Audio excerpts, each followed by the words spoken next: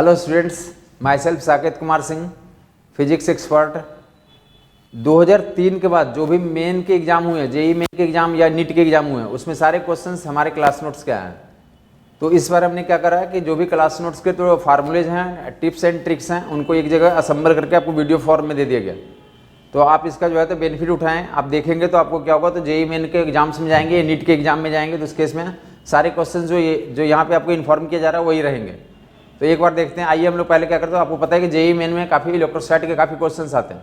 तो electric field का तो एक सेक्शन हमने डिस्कशन किया था, दूसरा जो है इलेक्ट्रिक फील्ड के बारे में हम डिस्कशन करने जा रहे हैं। इलेक्ट्रिक फील्ड का तो जो दूसरा कॉन्सेप्ट होता है फ्लक्स वाला केस, तो इलेक्ट्रिक फ्लक्स स्केलर के बारे में डिस्कशन करते हैं। इलेक्ट्रिक फ्लक्स स्केलर डिफाइन क्या करते हैं, phi equal to E dot S.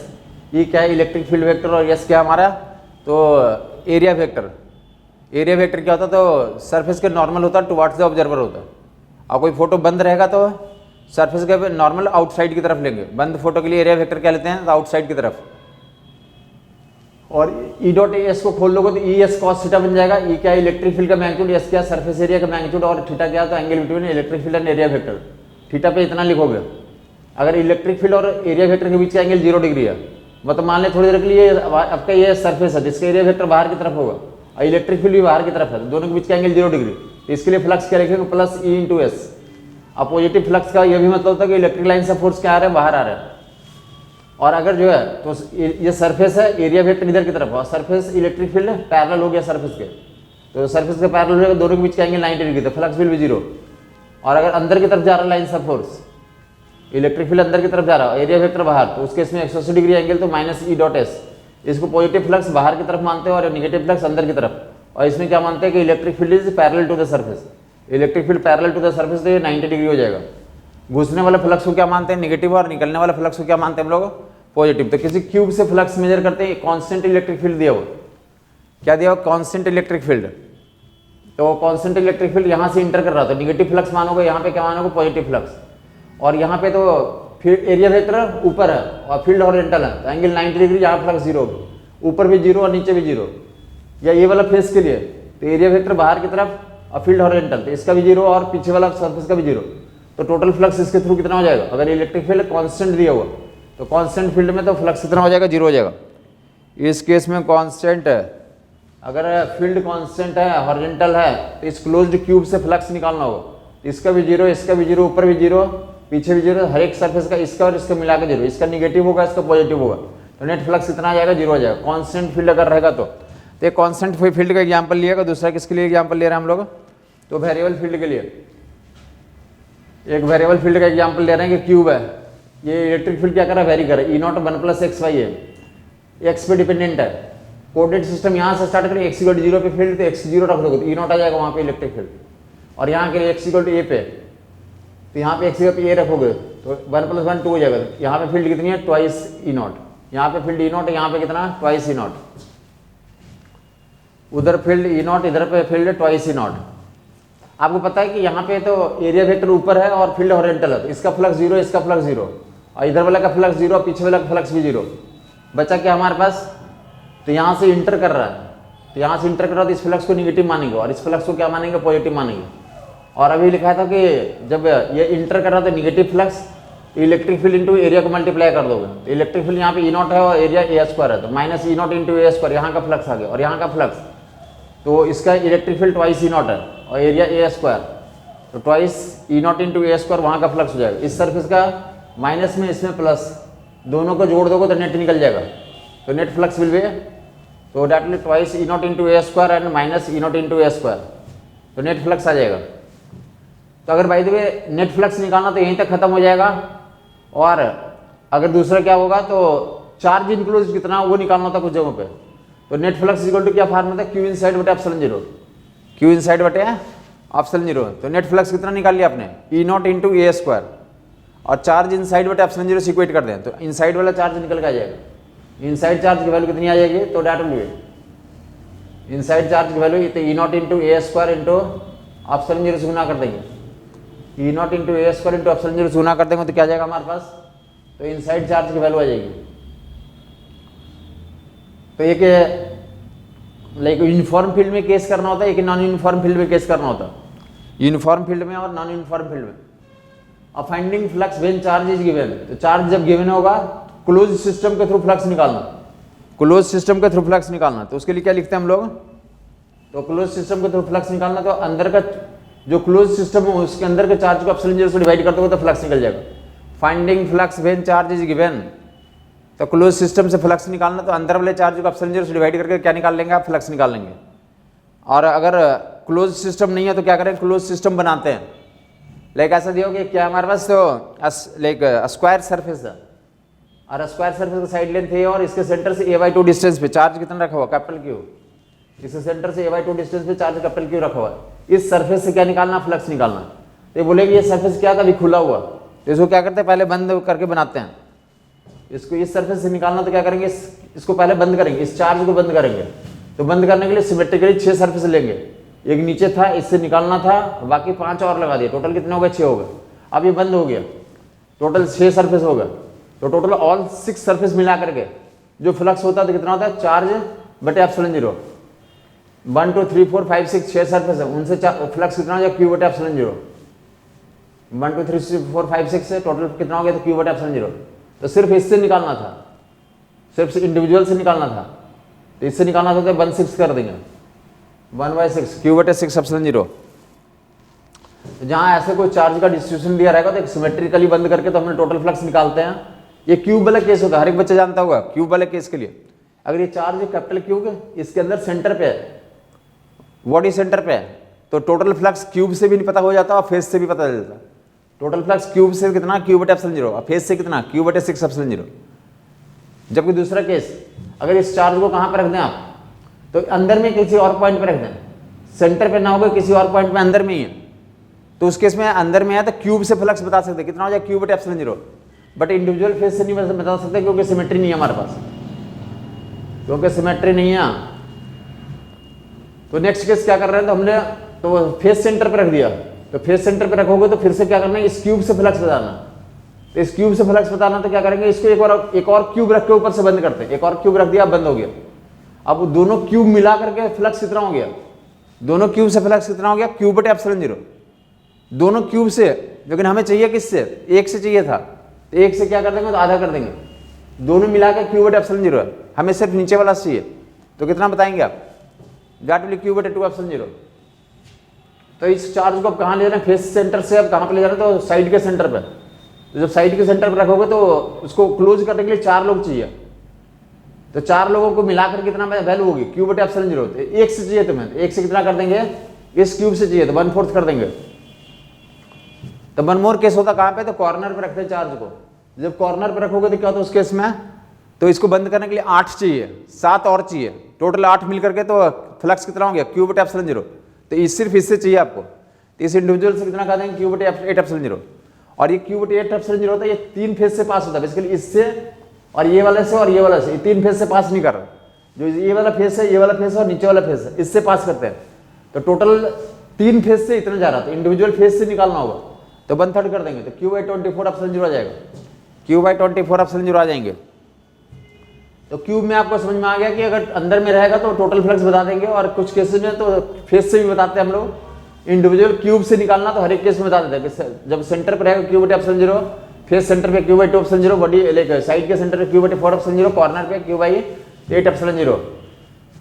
और कुछ केसेस में तो फेस से भी बता पाते हैं हम लोग। तो नेक्स्ट क्या बोला जा रहा है कि यहाँ पे तो एक डंडा है, डंडा पे चार्ज लैम्डा डेंसिटी का चार्ज है, और इस डंडे को क्या कर रहे थे, ये इसमें बोला कि डंडा पे लैम्डा डेंसिटी है, चार्ज डेंसिटी लैम्डा है, और इस क्यूब का साइड लेंथ ये है। तो इस क्यूब से मैक्सिमम फ्लक्स और मिनिमम फ्लक्स कितना पॉसिबल होगा। तो डंडा को जब इस तरीके से रखोगे तो जो मिनिमम चार्ज की वैल्यू होगी कितनी हो जाएगी, लैम्डा इंटू ए हो जाएगी। ये जो चार्ज अंदर का भी कितना चार्ज है, ये डंडा का कितना लंबाई अंदर में ए, तो चार्ज मिनिमम कितना होगा, लैम्डा इंटू ए। अब मैक्सिमम लंबाई कितनी होगी, √3 है, तो मैक्सिमम चार्ज कितना हो जाएगा, तो लैम्डा इंटू ए √3। मिनिमम चार्ज ए लैम्डा और मैक्सिमम चार्ज ए √3 लैम्डा।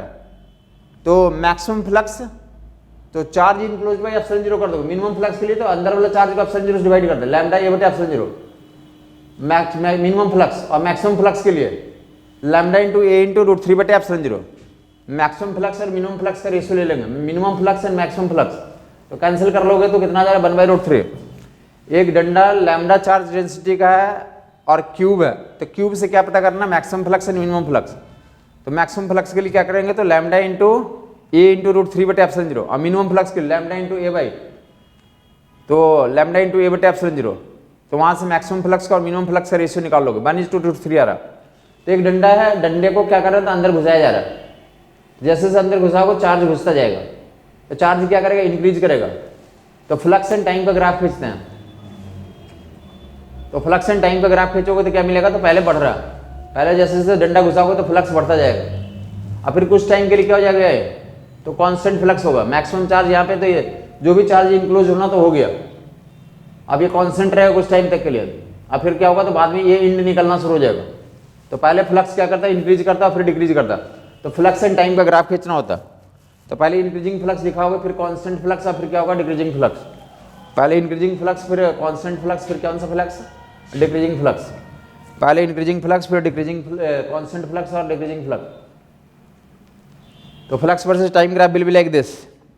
तो नेक्स्ट क्या होता है, तो इसमें एक इन्फॉर्मेशन है गॉसेस थ्योरम के बारे में। गॉसेस थ्योरम आपने सुना होगा। एक फ्लक्स मेजर करने का तरीका कितना होता है, E.ds। किसी क्लोज सरफेस से तो फ्लक्स निकालना, तो क्या करेंगे, तो E.ds का तो क्लोज इंटीग्रल कर देंगे, क्लोज बाउंड्री पे इंटीग्रल कर देंगे। और डेट विल इक्वल टू, तो चार्ज गिवन है तो फ्लक्स निकालने का तरीका Q इनसाइड बटे ε0, दोनों की इक्वेट कर दिया। तो E.ds equal to Q inside बटे ε0। तो यहाँ पे एक कंडीशन पूछा था कि ये क्या होता है और वो क्या होता है।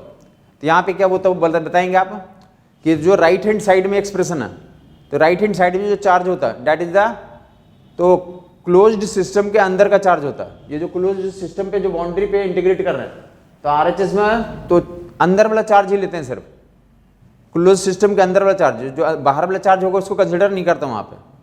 तो दैट विल इनसाइड चार्ज बनली, आरएचएस में इनसाइड चार्ज बनली। एंड वो चार्ज कांस्टेंट और वेरिएबल हो सकता है, मूविंग और स्टेशनरी हो सकता है, कोई दिक्कत नहीं उसकी, बट होगा कौन सा, तो सिर्फ अंदर वाला पोर्शन ही लेंगे।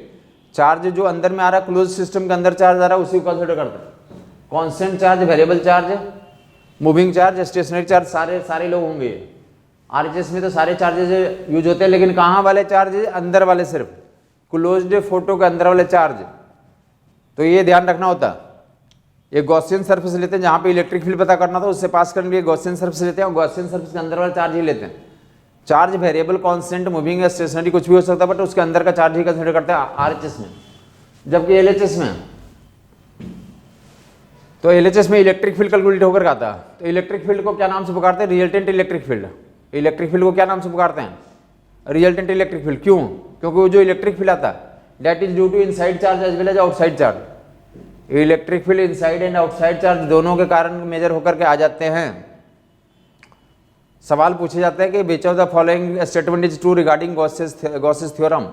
तो आरएचएस में तो सिर्फ अंदर वाला चार्ज को लेते हैं, जबकि एलएचएस में तो इलेक्ट्रिक फील्ड जो आता है तो that is called resultant electric field. Resultant electric field क्यों कहते हैं, तो रिजल्टेंट इलेक्ट्रिक फील्ड इसलिए कहते हैं क्योंकि that electric field is due to inside charge as well as outside charge. अंदर वाले चार्ज और बाहर वाले चार्ज दोनों के कारण आता है। ये is called resultant electric field is due to inside charge as well as outside charge. तो इंश्योर करेंगे कि आपको जो भी गॉसेस थ्योरम के थ्योरेटिकल इन्फॉर्मेशन कुछ पूछा जाता है तो आप कर लेंगे। इससे ये था कि अगर लिमिटेशंस पूछते हैं और फ्लक्स वर्सेस टाइम का ग्राफ या फ्लक्स का मेजरमेंट चार्ज दे करके या मैक्सिमम मिनिमम वैल्यू, तो ये इन्फॉर्मेशन पूछे जाते हैं। E.ds इक्वल टू कितना बोला गया, तो Q इनसाइड बटे ε0। वेरिएबल चार्ज डेंसिटी रहेगा तो इंटीग्रेट करके निकाल लोगे, टोटल चार्ज यहाँ पे इंटीग्रेट करके निकाल के ε0 से डिवाइड कर दोगे।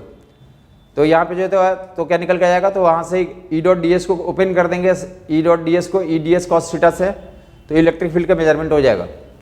तो आगे हम लोग क्या देख रहे थे, motion of charge particle in electric field.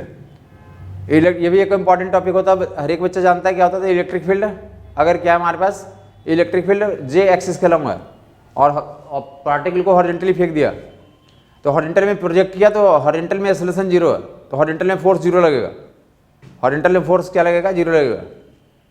तो टी टाइम में हॉरिजॉन्टल में डिस्प्लेसमेंट जो होगा तो एक्स बराबर V0 into T, V0 speed दिया, जबकि बाई एक्सिस के लोग एक्सेलरेशन है, तो बाई एक्सिस के लोग एक्सेलरेटेड मोशन होगा, तो बाई एक्सिस में एक्सेलरेशन कितना QV/m, तो बाई एक्सिस में डिस्प्लेसमेंट कितना लिख दोगे AT²/2, बाई एक्सिस में AT²/2, एक जगह पे Q/m और नीचे 2 इंटू T²। एक्स बराबर V naught into T, T is equal to X बटे वी नॉट, बाई एक्सिस में acceleration Q V by M, तो रख दोगे ए की वैल्यू क्यू बाई एम रख दिया, तो इतना आगे बाई और टी में रिलेशन। अगर टी दिया हुआ है, वी नॉट दिया हुआ है, तो क्या करेंगे, एक्स निकल जाएगा वहां से और यहाँ से बाई निकल जाएगा। और अगर ट्री का इक्वेशन निकालना होगा, बाई और एक्स में रिलेशन निकालना होता, तो बाई और एक्स में रिलेशन निकालना होगा तो क्या करेंगे आप, टी की वैल्यू यहाँ रख दें, तो Y equal to Q E into X square बटे 2m वी नॉट स्क्वायर आ जाएगा। बाई और एक्स में क्या आ गया, तो पाराबोलिक रिलेशन आ गया। तो क्या बोलते थे वहाँ, इक्वेशन ऑफ ट्रेजेक्ट्री क्या हमारा, पाराबोलिक का इक्वेशन ऑफ ट्रेजेक्ट्री कैसा है ये, data is parabolic, Q E X square बटे 2m V naught square Y is proportional to X square, parabolic equation. तो क्या दिया था, तो इलेक्ट्रिक फील्ड जे कैप में था और वेलोसिटी आई कैप में दिया। इसको क्या बोलते हैं, परपेंडिकुलर प्रोजेक्शन। तो परपेंडिकुलर प्रोजेक्शन के लिए तो इलेक्ट्रिक फील्ड में कैसा मोशन होता, पाराबोलिक मोशन होता, जबकि दूसरा एक मोशन लेते हैं क्या, तो इलेक्ट्रिक फील्ड जे कैप में है और प्रोजेक्टाइल को वेलोसिटी भी जे कैप में दे दिया, पार्टिकल को वेलोसिटी भी जे कैप में दे दिया। ये पाराबोलिक पाथ हो गया ट्रेजेक्ट्री का। इलेक्ट्रिक फील्ड कहाँ है, जे कैप में, और वेलोसिटी भी जे कैप में दे दिया, तो इलेक्ट्रिक फोर्स ऊपर ही लगेगा, पॉजिटिव चार्ज रखा है हमने, तो फोर्स ऊपर और वेलोसिटी भी ऊपर, दोनों के बीच का एंगल 0 डिग्री, तो मोशन कैसा होगा, स्ट्रेट लाइन होगा। और एक्सेलरेशन वाला मोशन होगा, एक्सेलरेशन तो है ही Q by M into Q E by M acceleration है। तो टाइम टी पे वेलोसिटी कितना लिख लो, V equal to U plus A T से ए की वैल्यू रख देंगे, और स्ट्रेट लाइन मोशन हो गया V equal to U plus A T. तो इलेक्ट्रिक फील्ड के पैरेलल फेंक दोगे तो स्ट्रेट लाइन मोशन होगा, या इलेक्ट्रिक फील्ड के एंटी पैरेलल फेंक दोगे तो भी मोशन स्ट्रेट लाइन होगा। जब पैरेलल फेंकोगे तो क्या होगा, तो एक्सेलरेशन वाला मोशन होगा, जब उल्टा फेंकोगे 180 डिग्री पे फेंकोगे तो क्या होगा, तो रिटार्डेशन वाला मोशन होगा। इस केस में तो वेलोसिटी बढ़ेगी, मोमेंटम बढ़ेगा, काइनेटिक एनर्जी बढ़ेगा। और जब नीचे की तरफ फेंक देंगे तो उस केस में क्या होगा हमारा, तो वेलोसिटी घटेगा, मोमेंटम घटेगा, काइनेटिक एनर्जी घटेगा।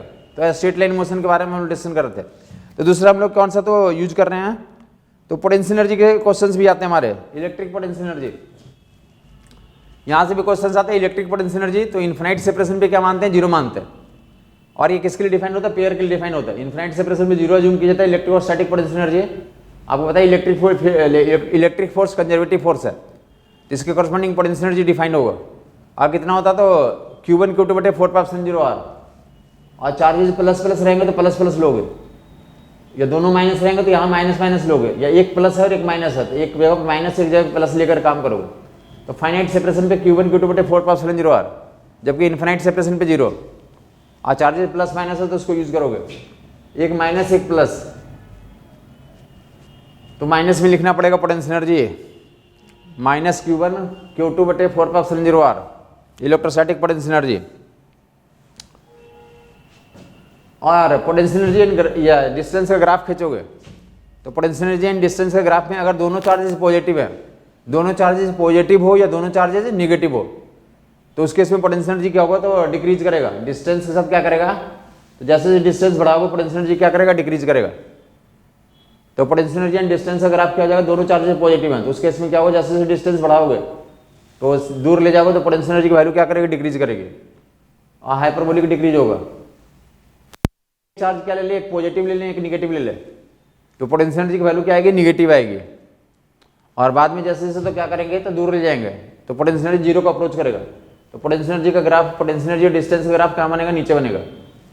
Potential energy and distance, potential energy distance का ग्राफ क्या बनाएंगे आप, तो निगेटिव चार्ज के लिए एक पॉजिटिव और एक निगेटिव चार्ज के लिए, तो डायरेक्टली नीचे से स्टार्ट होगा यू एंड आर का ग्राफ। तो उसके अलावा क्या करते हैं हम लोग, तो पोटेंशियल एनर्जी के लिए, तो एक पोटेंशियल एनर्जी पेयर के लिए होता है, जितने नंबर ऑफ पेयर्स होंगे उनके उतनी तो पोटेंशियल एनर्जी के टर्म आएंगे।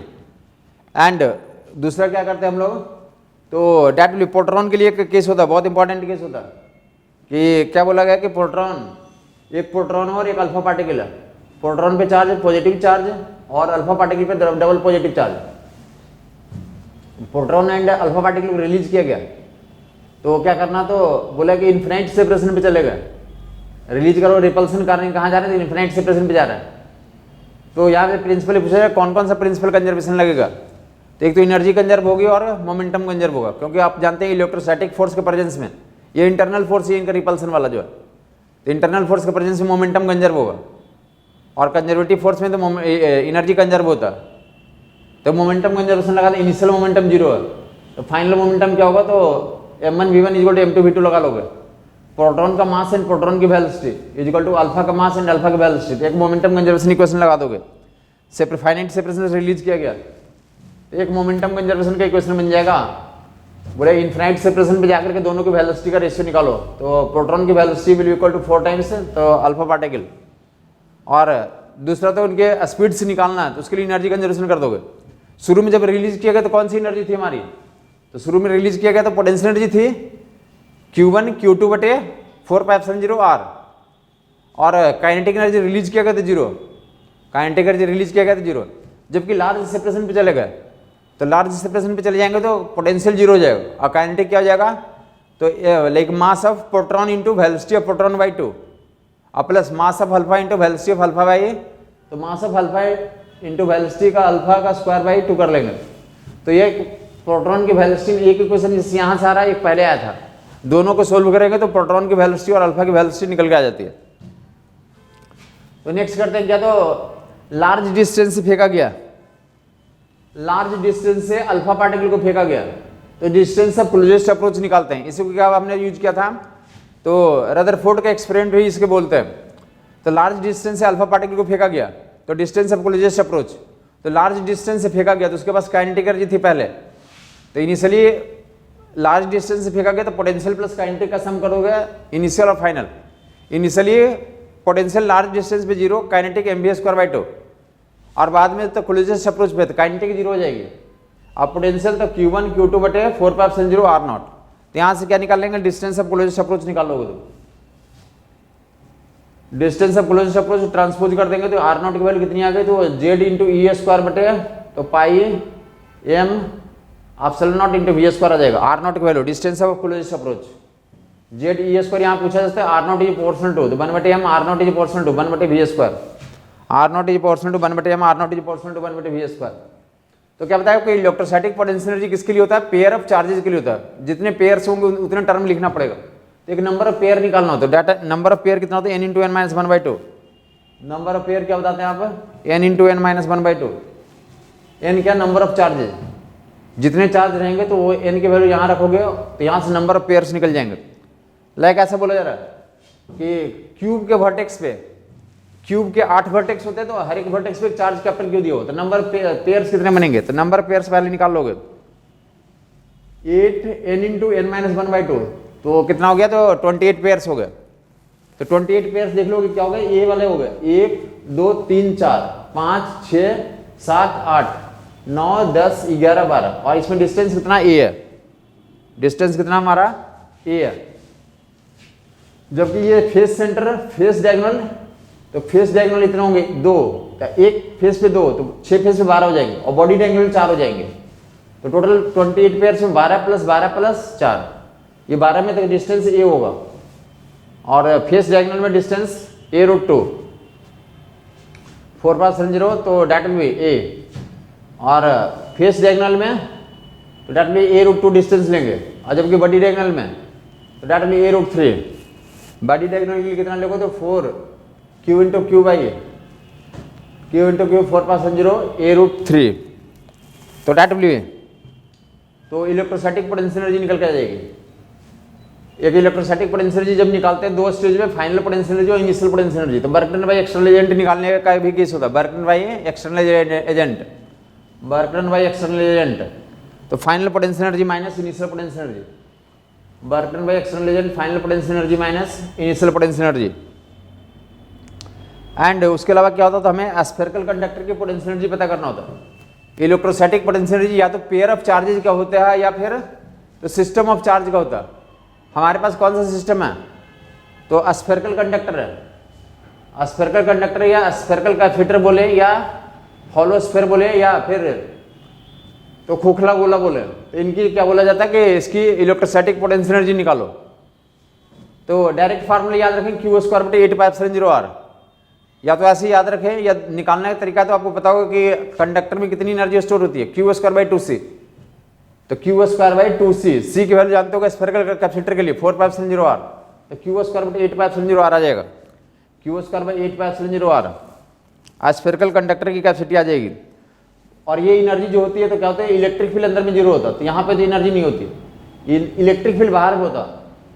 तो ये वाले जो स्फेरिकल कंडक्टर में इलेक्ट्रिक फील्ड में जो एनर्जी स्टोरेज होती है तो कहाँ पे होती है, बाहर में एनर्जी स्टोरेज होती है, इलेक्ट्रिक फील्ड में एनर्जी स्टोरेज होती है और बाहर में होती है। तो नेक्स्ट पार्ट में हम देखेंगे यूनिफॉर्मली चार्ज स्फीयर की energy, uniformly charge sphere, non conducting sphere या डाइलेक्ट्रिक स्फीयर के अंदर भी एनर्जी स्टोरेज होती है। तो वो एनर्जी की वैल्यू कितनी आती है, 3 इंटू क्यू स्क्वायर बटे 20πε0r। वहाँ पे इलेक्ट्रिक फील्ड अंदर भी होता है और बाहर भी होता है, तो एनर्जी अंदर भी रहती है बाहर भी रहती है, टोटल मिला के कितनी होती है। तो बाहर वाला आपको उधर से पता हो गया होलो स्फीयर में से, तो टोटल में से बाहर वाला माइनस कर दो तो अंदर वाले की वैल्यू निकल जाएगी। अगर आपको निकालना तो ऐसा आप कर सकते हैं। तो नेक्स्ट हम लोग ये इलेक्ट्रिक फील्ड जो एनर्जी स्टोरेज होती है तो अंदर भी स्टोरेज होती है बाहर भी एनर्जी स्टोरेज होती है। बाहर वाला ऑलरेडी पता है हमारा क्यू स्क्वायर बटे 8πε0r, तो टोटल में से बाहर वाला माइनस कर लोगे तो अंदर वाले की वैल्यू निकल के आ जाएगी। तो दूसरा क्या है, तो रिंग पोटेंशियल के बारे में, इलेक्ट्रिक पोटेंशियल की चर्चा करते हैं। फिर से इलेक्ट्रिक पोटेंशियल स्केलर क्वांटिटी है और पॉइंट चार्ज के लिए लिखते हैं हम लोग, तो पॉइंट चार्ज के लिए कितना, क्यू बटे 4πε0r या के क्यू बटे आर लिख सकते हो। पॉइंट चार्ज हॉलो स्फीयर के बाहर या यूनिफॉर्मली चार्ज स्फीयर के बाहर तो इलेक्ट्रिक पोटेंशियल की वैल्यू के क्यू बटे आर होती है, क्यू बटे 4πε0r, क्यू बटे 4πε0r, चार्ज से डिस्टेंस आर है तो क्यू बटे 4πε0r इलेक्ट्रिक पोटेंशियल। और इन्फिनाइट सेपरेशन पे कितना मानते हैं, 0। तो रिंग के सेंटर पे निकालने हैं, रिंग के सेंटर पे इलेक्ट्रिक पोटेंशियल, चार्ज क्यू है रिंग का, यूनिफॉर्मली चार्ज रिंग है, क्यू बटे 4πε0r हो जाएगा सेंटर पे पोटेंशियल, या के क्यू बटे कैपिटल आर लिख सकते हैं, क्यू बटे 4πε0r या के क्यू बटे कैपिटल आर सेंटर का पोटेंशियल, रिंग के सेंटर का पोटेंशियल। जबकि रिंग यूनिफॉर्मली चार्ज है तो एक्सिस का पोटेंशियल, रिंग यूनिफॉर्मली चार्ज है तो एक्सिस का पोटेंशियल, रेडियस आर मान ले एक्सिस पे, तो कितना लिखेंगे, के इंटू कैपिटल क्यू, और नीचे में रिंग के एक्सिस पे पोटेंशियल,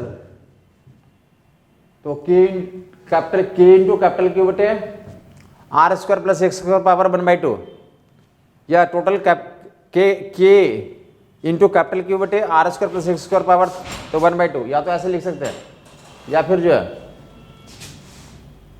क्यू बटे 4πε0 r square plus x square power 1/2, r square plus x square power 1/2। तो नेक्स्ट पार्ट में यूज करेंगे कौन सा स्फीयर है हमारे पास, तो uniformly charge sphere, uniformly charge sphere, uniformly charge sphere के लिए पोटेंशियल लिखना, यूनिफॉर्मली चार्ज स्फीयर के लिए क्या लिखना, पोटेंशियल लिखना। तो यूनिफॉर्मली चार्ज स्फीयर के बाहर में तो उतना ही होता है जितना कि कहाँ क्या होता है, पॉइंट चार्ज के लिए होता है, क्यू बटे 4πε0 आर, ये आर कहाँ से कहाँ तक का डिस्टेंस लेते हैं, तो सेंटर से उस पॉइंट का डिस्टेंस लेते हैं, ये डिस्टेंस सेंटर से उस पॉइंट का डिस्टेंस है, क्यू बटे 4πε0 आर। जबकि सेंटर से तो एक्स डिस्टेंस पे किसी पॉइंट में पोटेंशियल लिखना, तो के क्यू बटे 2r क्यू, अंदर में किसी पॉइंट का पोटेंशियल के क्यू बटे तो 2r क्यू और 3r square minus x square, के क्यू बटे 2r Q 3r square minus x square, के क्यू बटे 2r Q 3r square minus x square. और ये क्या करते हैं, तो सेंटर का निकालना, तो एक्स की वैल्यू 0 कर दे, एक्स की वैल्यू 0 कर दोगे तो कितना आ जाएगा, 3/2 के क्यू बटे आर, यहाँ पे एक्स 0 कर दोगे तो 3/2 के क्यू बटे आर हो जाएगा। और अगर सरफेस का निकालना तो यहाँ पे आर रख दे, या बाहर वाला जो फार्मूला था उसमें आर रख दे, तो के क्यू बटे आर आ जाएगा। सरफेस का पोटेंशियल ज़्यादा होता है, कितना टाइम्स ज़्यादा होता है, 3/2 टाइम्स ज़्यादा होता है। Surface is 3/2 times higher than as that of the surface, और दोनों का रेशियो कितना हो जाएगा, 3/2 हो जाएगा। तो ये भी जरूरत हो सकती है किसी सेंटर का दिया हो तो सरफेस का निकालो, या सरफेस का दिया हो तो क्या निकालें, सेंटर का निकालें। अगर आप खींचेंगे तो पोटेंशियल एंड डिस्टेंस का सेंटर में मैक्सिमम होगा, फिर क्या करेगा, फॉल करेगा। यूनिफॉर्मली चार्ज स्फीयर का पोटेंशियल की चर्चा की जा रही है, यूनिफॉर्मली चार्ज स्फीयर का पोटेंशियल की चर्चा की जा रही है। तो ना वो क्या था, स्फेरिकल कंडक्टर हमारा। स्फेरिकल कंडक्टर का पोटेंशियल बाहर में और अंदर में, तो बाहर में तो फिर से बताएंगे किसके जैसा होता है, पॉइंट चार्ज के जैसा होता है कि क्यू बटे आर होगा या क्यू बटे 4π0 आर। स्फेरिकल कंडक्टर के लिए बाहर में है तो क्यू बटे 4π0 आर। आर कहाँ से डिस्टेंस, तो स्फेयर के सेंटर से। जबकि अंदर का पोटेंशियल, तो अंदर में पोटेंशियल क्या होता है, तो सरफेस के बराबर ही होता है, कांस्टेंट होता है। सेंटर पे, सरफेस पे, अंदर में किसी भी पॉइंट का पोटेंशियल क्या होगा, तो सरफेस के बराबर ही होगा। बाहर का पोटेंशियल सेंटर से आर डिस्टेंस पे, क्यू चार्ज है, रेडियस आर है, कंडक्टर है, तो क्यू बटे 4π0 स्मॉलर लिखोगे या डिस्टेंस स्मॉलर है। अगर चार्ज डेंसिटी सिग्मा दिया हुआ तो चार्ज की वैल्यू सिग्मा इंटू एरिया कर दोगे, sigma into 4πr², sigma into 4πr² बटे 4π0 आर। 4π ऊपर नीचे काट दोगे तो कितना आता है, आउटसाइड पॉइंट का पोटेंशियल सिग्मा बटे ε0 इंटू रेडियस का स्क्वायर बटे स्मॉलर। स्मॉलर क्या है, उस पॉइंट का डिस्टेंस। तो डिस्टेंस के साथ 1/r वेरी कर रहा है, डिक्रीज कर रहा है बाहर की तरफ। बाहर में इलेक्ट्रिक पोटेंशियल क्या करता है, डिक्रीज करता है। जबकि अंदर में किसी पॉइंट पे निकालना, तो अंदर में हर एक पॉइंट पे पोटेंशियल क्या होता है, कांस्टेंट होता है। कितना होता है, सरफेस के बराबर। सरफेस के बराबर वैल्यू कितनी होती है, तो क्यू बटे 4π0 इंटू रेडियस। अंदर में किसी पॉइंट पे निकालना पोटेंशियल, तो अंदर में हर एक पॉइंट पे inside of a conductor equi potential बोलते हैं। Inside of a conductor equi potential, अंदर में सेंटर पे हर एक जगह का पोटेंशियल बराबर होगा। कितना होगा, तो डेट विल बी, तो क्यू बटे 4π0 इंटू रेडियस, क्यू बटे 4π0 इंटू रेडियस। क्यू की वैल्यू रख दोगे, चार्ज कितना है, तो सिग्मा बटे 4πr²। तो एक 4π कैंसिल करने के बाद आर कैंसिल कर, सिग्मा बटे ε0 इंटू आर हो जाएगा। तो अंदर का पोटेंशियल आपको पता चल गया, अंदर का पोटेंशियल सिग्मा बटे ε0 इंटू रेडियस। अब बाहर में तो सिग्मा बटे ε0 इंटू रेडियस का स्क्वायर बटे डिस्टेंस। अंदर और बाहर का पोटेंशियल सिग्मा का टर्म्स में, चार्ज का टर्म्स में। ग्राफ खींचोगे पोटेंशियल एंड डिस्टेंस का, तो अंदर में पोटेंशियल डिस्टेंस, अंदर में पोटेंशियल क्या था, कांस्टेंट रहेगा। Inside of a conductor is equi potential, और बाहर में क्या करेगा, डिक्रीज करेगा। तो अंदर में पोटेंशियल कांस्टेंट है, फिर क्या करेगा, डिक्रीज करेगा। स्फेरिकल कंडक्टर के लिए तो पोटेंशियल वर्सेस डिस्टेंस का ग्राफ खींच रहे हैं, पोटेंशियल वर्सेस डिस्टेंस का ग्राफ। जबकि दूसरा क्या बोला जा रहा है, तो दो कंसेंट्रिक स्फीयर दिया हुआ, ऐसे कॉमन सेंटर का पोटेंशियल निकालो। दोनों का रेडियस क्या था, ए एंड बी है। तो पोटेंशियल में क्या बताया था, जितने लोग होंगे तो सभी लोग पोटेंशियल क्रिएट करेंगे। इसमें चार्ज डेंसिटी सिग्मा है, रेडियस ए है, तो ये कितना बनाएगा, तो सिग्मा बटे ε0 इंटू ए। ये वाला बनाएगा सिग्मा बटे ε0 इंटू ए, और ये कितना बनाएगा, सिग्मा बटे ε0 इंटू बी। दोनों को जोड़ देंगे तो कॉमन सेंटर का पोटेंशियल निकल जाएगा, सिग्मा बटे ε0 ए प्लस बी। तो अगर सिग्मा दिया हो तो आंसर ये टिक करोगे। जबकि दूसरा एक क्या होता है हमारा, तो एक होता है केस जहाँ पे बोला जाता है कि दो कंसेंट्रिक स्फीयर है, उसके कॉमन सेंटर का पोटेंशियल निकालो। बट क्या दिया रहता है, तो दोनों को मिला करके, दोनों कंसेंट्रिक स्फीयर को मिला करके टोटल चार्ज कैपिटल क्यू दिया गया। टोटल चार्ज कितना दिया गया, कैपिटल क्यू। तो उस कंडीशन में क्या करते हैं हम लोग, तो उस कंडीशन के लिए टोटल चार्ज कैपिटल क्यू दिया गया। तो पोटेंशियल तो हमें पता ही है, सिग्मा बटे ε0 ए प्लस बी। दो कंसेंट्रिक स्फीयर में हमें पता ही है, सिग्मा बटे ε0 ए प्लस बी। टोटल चार्ज दोनों को मिला के कैपिटल क्यू दिया गया। तो टोटल चार्ज कंजर्व कर दोगे, total charge capital Q Q1 plus Q2 के बराबर हो जाएगा। टोटल चार्ज कैपिटल क्यू किसके बराबर हो जाएगा, Q1 plus Q2। Charge conservation लगा दोगे, यही बोल रहा है कि दोनों मिला के चार्ज कैपिटल क्यू दिया गया। तो चार्ज कंजर्वेशन करोगे, कितना हो जाएगा, capital Q equal to Q1 plus Q2। तो Q1 की वैल्यू कितना लिखेंगे, Q1 पे जो चार्ज है तो सिग्मा इंटू 4πa², और Q2 पे जो चार्ज है सिग्मा इंटू 4πba²। दोनों को जोड़ देंगे तो क्या आ जाएगा, कैपिटल क्यू आ जाएगा। तो वहां से सिग्मा निकाल लेंगे, कैपिटल क्यू की value Q1 plus Q2। Charge density sigma दोनों का है, बोला कि दोनों पे इस तरह से बांट रहे हैं चार्ज को ताकि चार्ज डेंसिटी सेम रहना। तो चार्ज डेंसिटी सेम रखना, तो एक पे चार्ज डेंसिटी सिग्मा, दूसरे पे भी सिग्मा।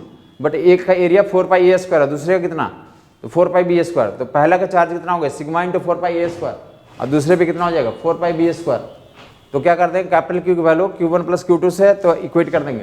कैपिटल क्यू की value Q1 plus Q2 4πa² 4πba²। तो सिग्मा की वैल्यू निकल के जाएगा Q बटे 4πa² plus b²। Sigma value निकल गया। तो सेंटर का पोटेंशियल सिग्मा बटे ε0 ए प्लस बी। सिग्मा की वैल्यू यहाँ से उठा कर रख देंगे, तो डाटा Q बटे 4π0 a², Q बटे 4π0 a² plus b², a plus B. जो ऑप्शन में टिक रहेगा तो क्या करेंगे आप, टिक आउट कर देंगे। तो फील्ड एंड पोटेंशियल में तो जो बचा हुआ हमारा मिसलिनियस एग्जांपल डायपोल्स वगैरह के बारे में, तो नेक्स्ट में हम लोग चर्चा करते हैं।